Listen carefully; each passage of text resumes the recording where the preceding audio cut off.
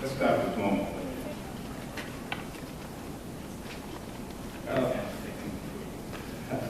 My name is Matt. I'm from the University of Houston, Victoria.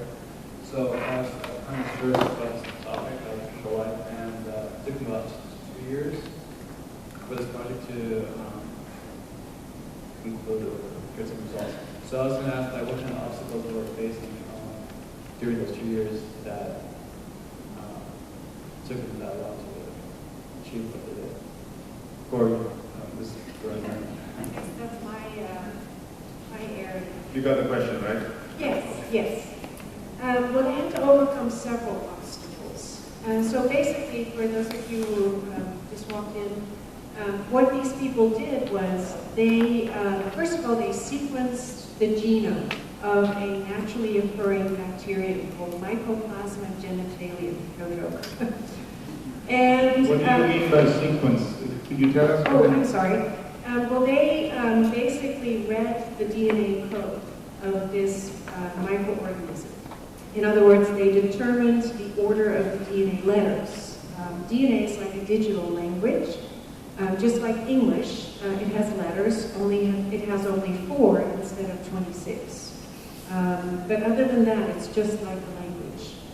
And from that information, they pretty much figured out that out of the 500 genes, only 400 were necessary to sustain life.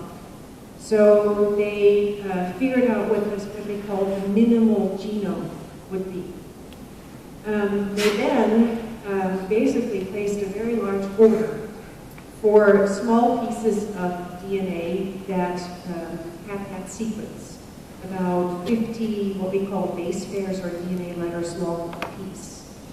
The entire genome was probably 480,000 DNA letters.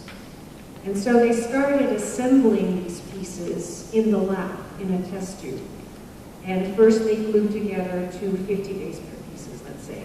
And then they would glue together 200 base pair pieces, and so forth and so on. So they ended up making 5,000 letter cassettes. And those were assembled into 25,000 letter cassettes. And those were assembled in 72,000 letter cassettes. And then they hit a stumbling block because the methods they were using would not support further assembly. And so at that point, they figured out that they could put all the pieces loose into a living yeast cell. And that the yeast cell had a mechanism that's natural called homologous recombination. And what that meant, in a nutshell, was that just by sticking these loose pieces of DNA into the yeast cell would actually put them together in the correct order, just like that. And when it did that, it basically created this minimal genome, which wasn't quite like the original, and hence the name artificial. And they were able to take this minimal genome out of the yeast cell and basically put it into another bacterial cell from which the nucleus, of course not the nucleus, from which the DNA had been removed. That actually was the biggest obstacle because of this packaging problem that I just mentioned. It turns out that bacteria and yeast cells package DNA differently. In fact, yeast cells do not what we call methylate DNA, put methyl groups on DNA. And so when they took the DNA, it was bacterial DNA, basically, but when they took it from the yeast cell and tried to stick it into the bacterial cell, it would not work because the bacterial cell was expecting methylated DNA.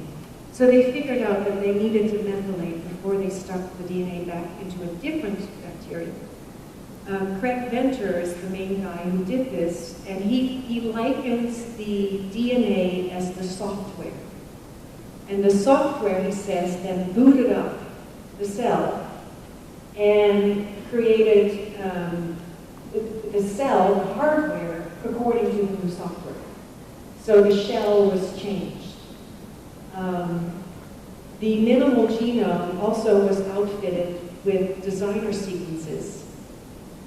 because he wanted to make sure that after he stuck the DNA in and then went to go look for it, that they would be able to recognize that this was in fact the DNA they put in and not some other DNA that came, that was made there by the bacterium itself. And the sequences he put in, people were very disappointed because essentially he used DNA code to spell J. Craig Venter and friends were here. The guy has a pretty sizable ego. So, but those are the two main obstacles. The final assembly and then being able to make sure the DNA would actually work with the bacteria. Thank you. That's a very excellent answer. Appreciate you explaining that. Am I correct in understanding that the cell from which he took the genome out is a prokaryotic, and he put it into yeast, which is quite different with karyotic, more related to like humans and the prokaryotic being different? That's correct. So that is why he stuck it in yeast, and also maybe because yeast can do that replication process.